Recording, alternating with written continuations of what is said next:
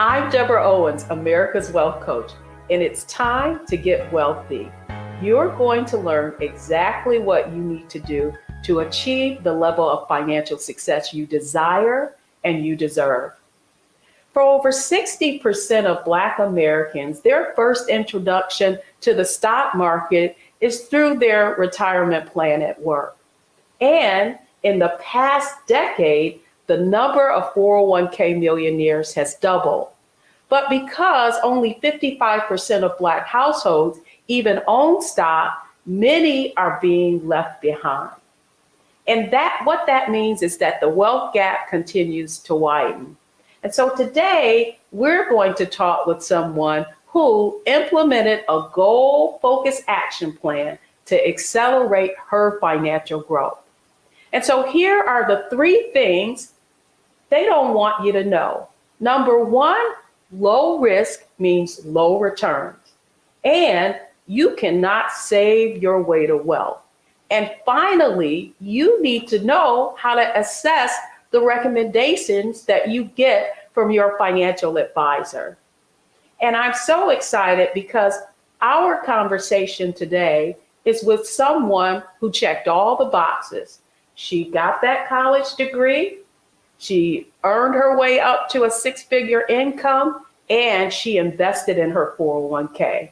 And yet, she knew she should be further ahead. And you're going to learn exactly what she did to accelerate her financial growth and get on the right track. Belinda, welcome to Get Wealthy. I'm so excited that you're here. So tell our viewers just a little bit about yourself. So thank you very much for the opportunity, Deborah. Good morning.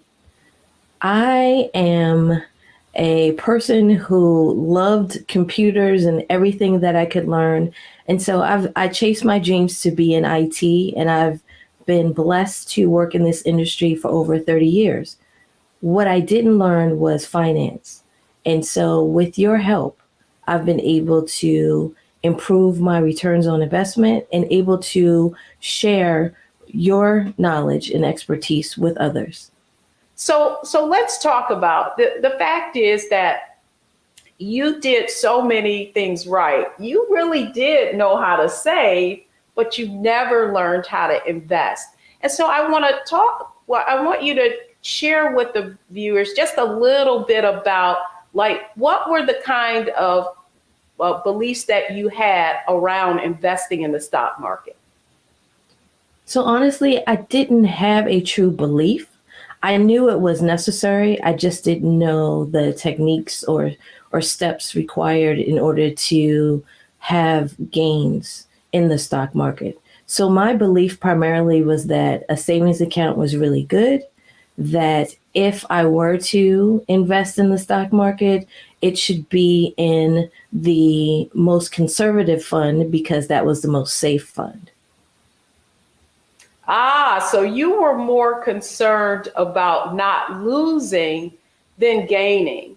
And so the other question I have for you, you took this conservative approach in terms of you knew how to save, you didn't want to lose your money. However, just in terms of your mindset, what caused you to know that you should know more and that you had to change your mindset around taking risk? So quite frankly, my mindset was changed because I knew as I aged, I knew I needed more. I did use some of the techniques that was on the platform that my employer had, and I saw that I wasn't really prepared. And so thanks to our meeting in church, your ministry, your purse ministry allowed me to see the relationship that I had with money, the fact that I am an emotional spender, and that I needed to do better. So that change in mindset allowed me again, through the use of your purse ministry, your purse of your own, and what is your purse story, I was able to understand some of the triggers that I had when it related to money, and that how I could work on those triggers, as well as to understand the techniques, some of the techniques to research stocks and also to research mutual funds. Well, I'm really glad that you brought up the concept of the money story and the purse story. And so just to give our audience a little background, in my book, A Purse of Your Own, I start out with my own purse story. And that was of seeing my mother's standard of living be, reduced from middle class to, barely making ends meet, because my parents separated after 30 years of marriage. And that was my purse story and put me on this path. And so when you wrote your purse story, what did you learned about your emotional spending? Share with us anything else, particularly around mindset, when you did that purse story that came to light for you? Really, the emotions. When I'm sad, when I'm upset, retail therapy was my friend. I also I also knew that I didn't want to live to just pay my credit card bills. At one point, I've shared with you that I was working for Visa and MasterCard, not really for myself. Over time, I wanted to do more for myself, as far as to help my parents if they needed, to also to buy a new home. And so having those goals, long-term goals, I had to change my mindset to know that savings really wasn't enough, that I needed to take a chance in the stock market. And more importantly, I needed to work with someone like yourself who could help me understand what I didn't already know, and that it was okay to take a risk, because as you said, there's no reward without taking some risk. Oh, I love it. When we come back, Belinda, thank you so much for sharing that, because I'm sure that many people can relate to how, spending, emotions really play into whether or not you're able to achieve your financial goals. So when we come back, I want to delve a little bit more into the second part of the mindset, strategy, and execution framework that you use to accelerate your financial growth. And when we come back, we'll get into strategy.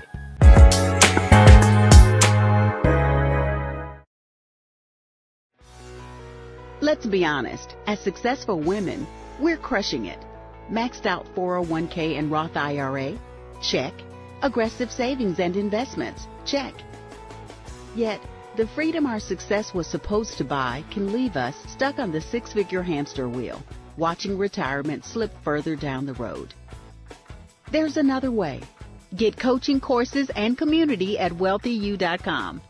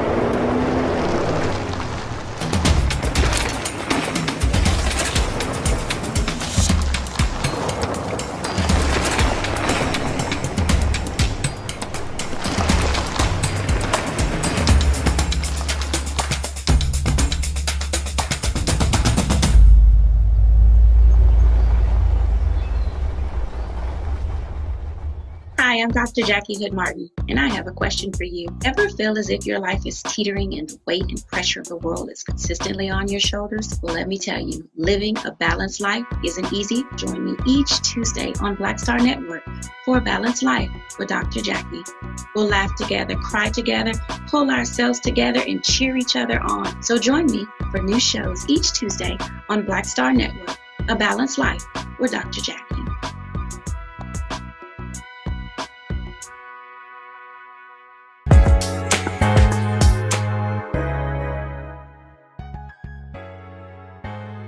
So welcome back, everyone. I've been having a wonderful conversation with Belinda Edwards just about her path to accelerate her financial growth.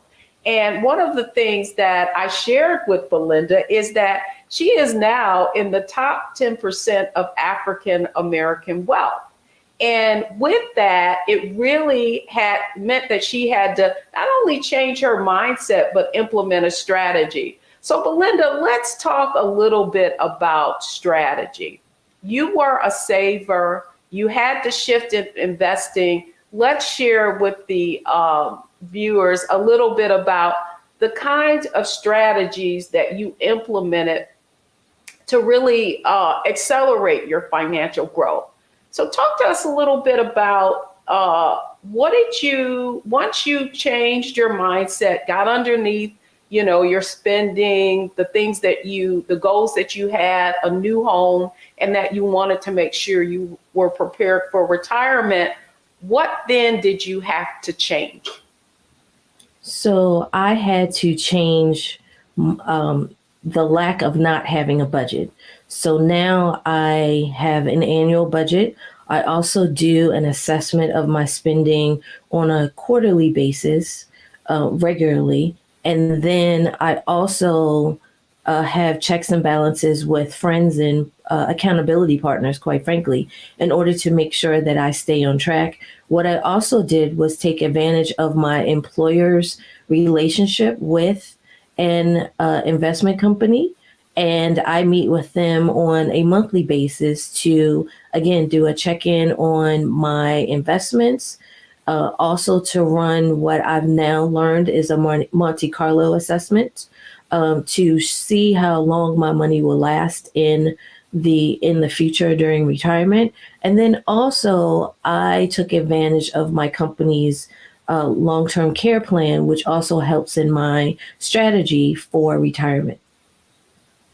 Oh, I love that you said. I feel like so many people are sort of like 10 feet away from gold, and they're really not leveraging all of their investment opportunity levers.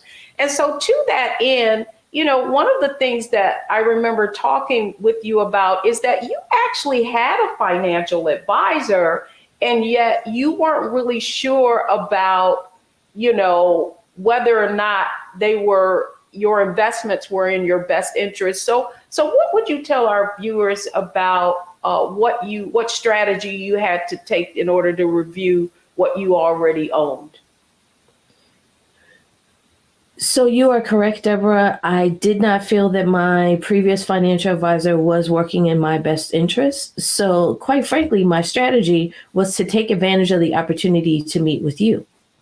By meeting with you and doing my homework, I was able to then learn through analyzing the mutual funds that I was placed in, to also analyze some of the other products that I was that were proposed to me. I was able to determine that they were not in my best interest by either there wasn't a significant return, or more importantly, it was increased fees that again were not to my advantage. So those are part of the strategies that I was able to employ with this process. And in turn, I have shifted my investments to a different platform that is more advantageous to myself. But I also, again, I do my analysis of my investments on a monthly basis to see how they are performing. I also do an analysis of year-to-date performance to see if I should shift either where I invest my additional funds or the existing funds, should they be changed as well.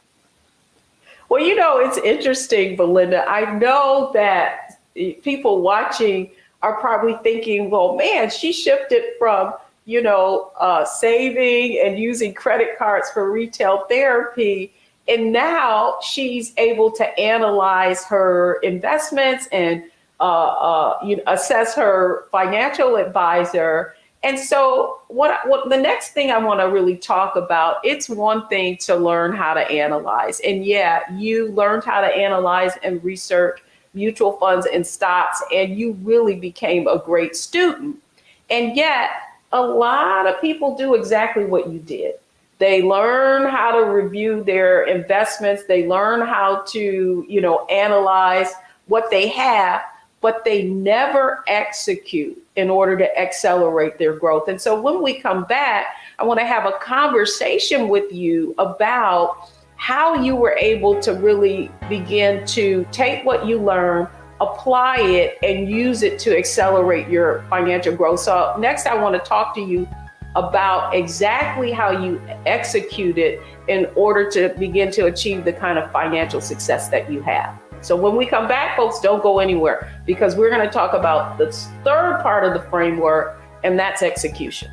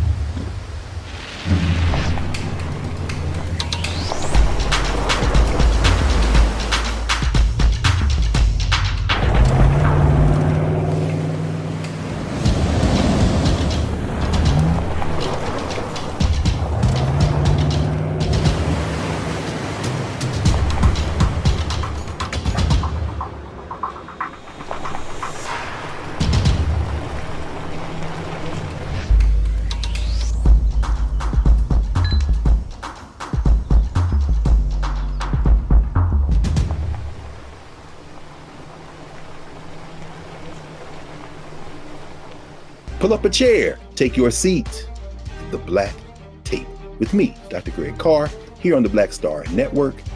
Every week, we'll take a deeper dive into the world we're living in. Join the conversation only on the Black Star Network.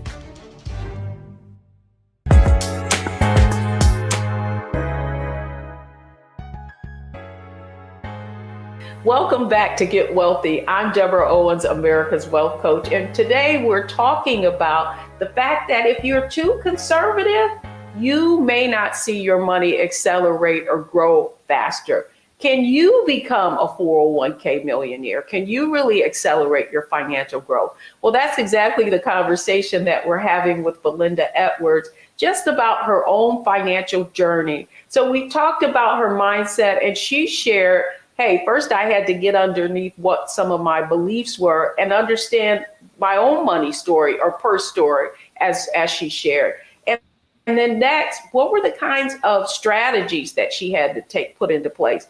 Analyzing her investments, taking part of her advantage of her employer plans, and evaluating the performance of her financial advisor. And so, Belinda, now I want to talk a little bit about execution, because sometimes, all of the things that you talked about, you did, analyzing your stock, doing a Monte Carlo evaluation on your portfolio, that can sound real technical, and a lot of people get lost. So let's talk about the steps that you took once you learned what you needed to do in order to really review your performance. So what was, like, when you made this shift, you learned that your investments weren't performing. What was one of the first things that you did?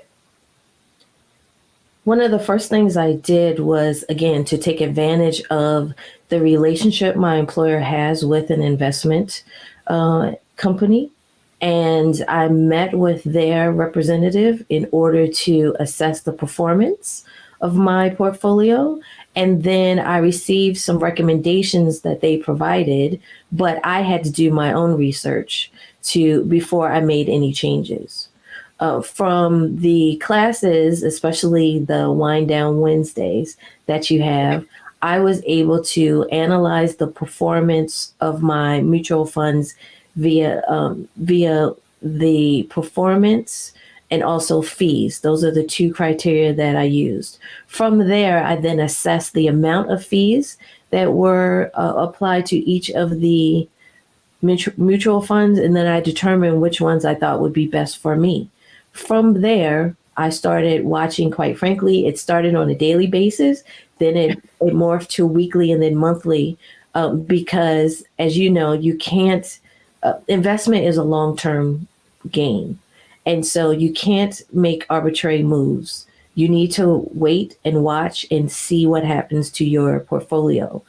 If there is a concern where one of the products within your portfolio is not performing correctly, then that might be a good time to move.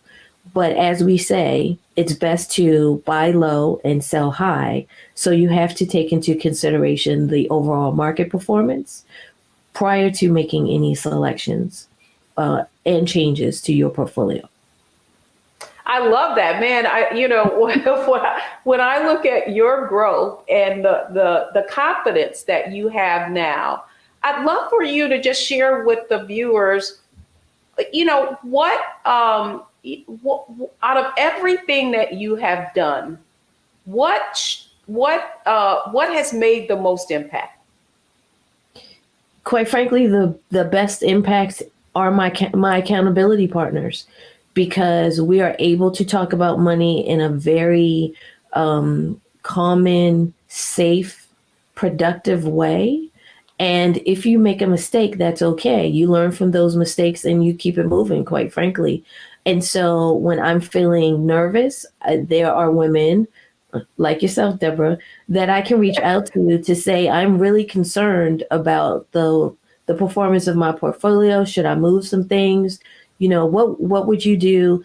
Provide some recommendations. And then I go back and do my own research, because of course my portfolio is my portfolio. That is the biggest impact that that has occurred, not only to me, but just my family as well. My position and the ability to help my parents when needed, but also to prepare for my whatever happens in retirement in my next stage of life. I love what you've shared so far, Belinda, because I think for so many people, they hear, that you should do this, you should do that. And I love that you're sharing the steps and the strategy that you took, and the fact that accountability and support are so important, because in order to stay the course, you need to, be able to share with other people how you're feeling. And, I'm glad you brought it up, because I remember a conversation that we had when COVID first hit, right? Mm-hmm. And the market went down significantly, and you're being concerned about, could I lose all my money? And so what would you say to viewers just about riding the ups and downs of the market? The market's quite volatile right now, and continues to be for a number of reasons. So what would you say to someone just about being able to weather the ups and downs in terms of taking risks? I would say lean on your accountability partners, because yes, as Deborah knows, I was very concerned about the market downturn in March of 2020. But today I know the market is down as well, but now's the time for me to buy.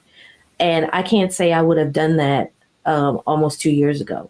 I really wanted to move my money. So acknowledge your concern, speak with someone who has your back and is on the same page with you, because again, not everyone understands what you're trying to accomplish and might not be there for your best interest. And then finally, the last question I have for you really is about once you were able to change your behavior and understand now that you have a budget and get a hold on your emotions, what were some things that you were able to do as a result of really following the budget, and that helped you increase the amount that you have invested? So last year, my parents and I were extremely ill. Thanks to the shift in mindset, I was able to financially weather our storm, to provide financial support to my parents when I could, but also I was able to care for myself where I didn't feel the pain. And so that financially, I wouldn't have been able to do that if I was still just saving. And so I appreciate that. The trade off from my fear and taking a risk was that I was able to be there when the time was needed my presence, both physically and financially. So that was my biggest takeaway. Belinda, man, that's so insightful because you just described what the fact that wealth is more than money, right? When you accumulate wealth, it allows you the freedom to not worry in the event something catastrophic or unexpected happens.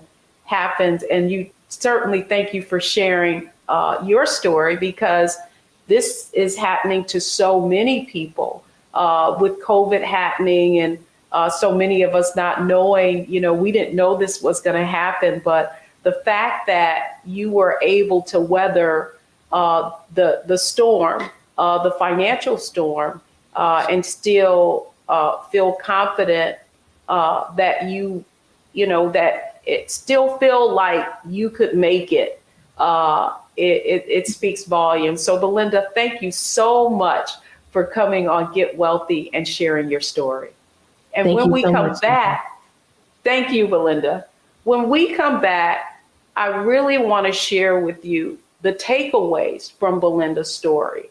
And I'm going to be sharing exactly how she analyzed, optimized, and maximized her returns and her situation so that she could be on the other side and feel like she is financially secure.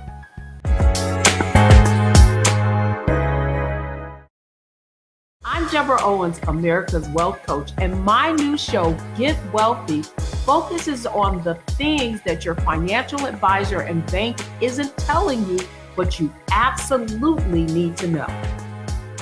So watch Get Wealthy on the Black Star Network.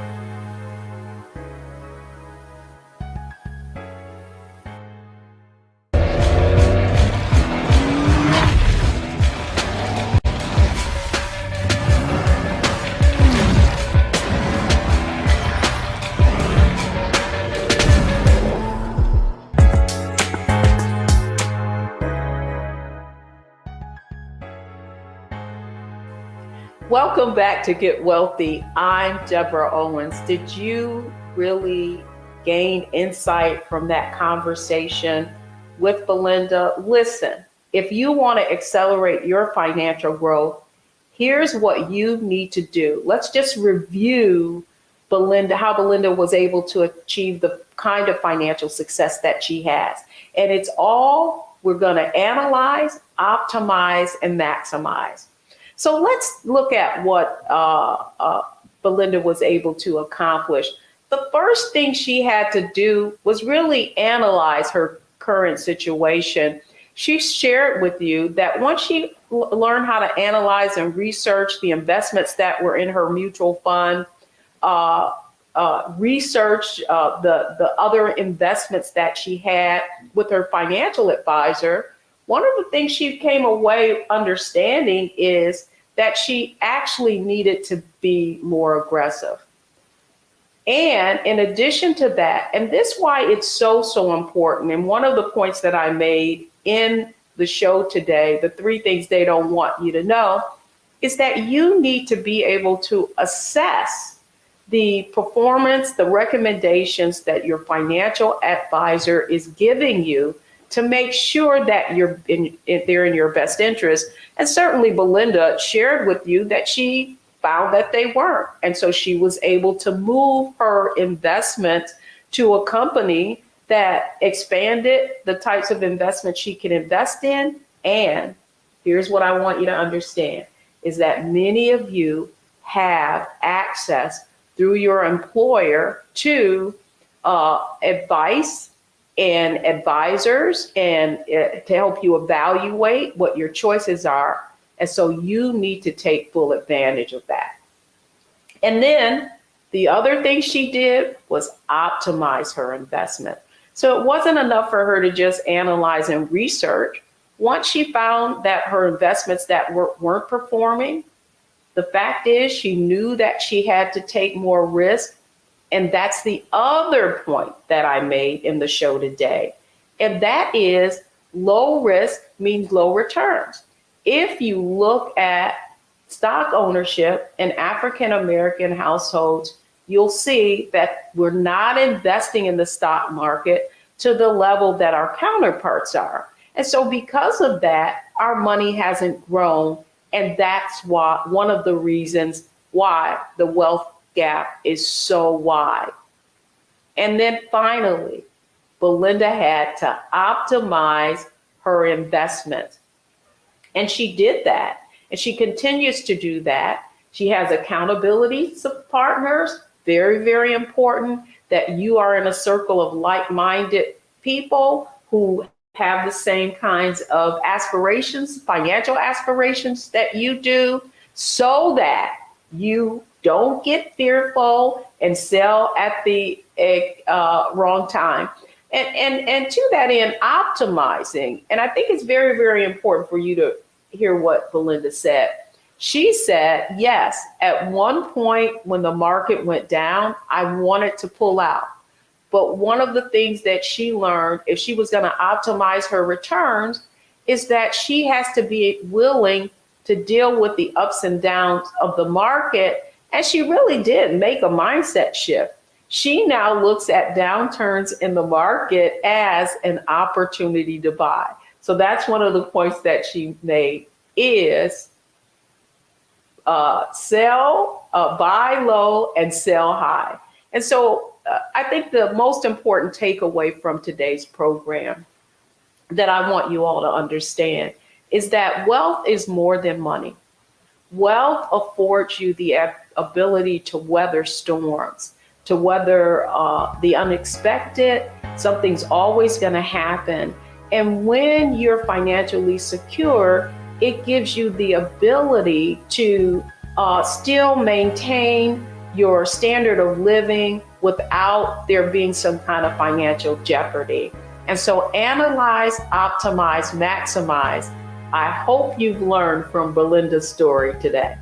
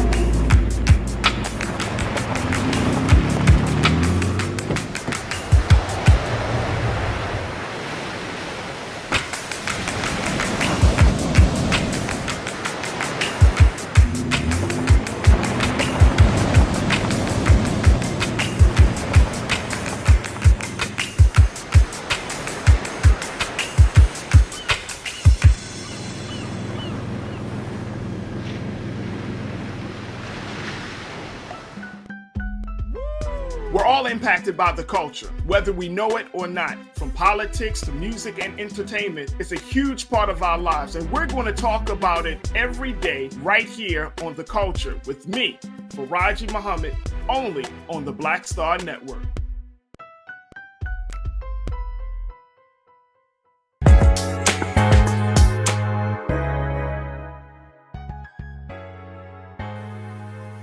Welcome back, everyone. I'm Deborah Owens, America's Wealth Coach, and you've been listening to a great conversation on exactly what you need to do to accelerate your financial growth so you too can become a 401k millionaire. And it all begins with you understanding these three things. Here are the three takeaways from the show today.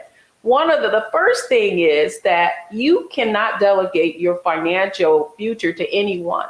So the first thing you need to be able to do is access the recommendations that you're receiving from advisors. And then finally, you have to invest in the stock market in order to accelerate your financial growth and make your money grow. And then finally, contribute to your employer-sponsored plans and make sure that you're taking advantage of all the opportunities and benefits that you have. So that's how you get wealthy. Thanks so much for joining us today, and I can't wait to see you in our next show.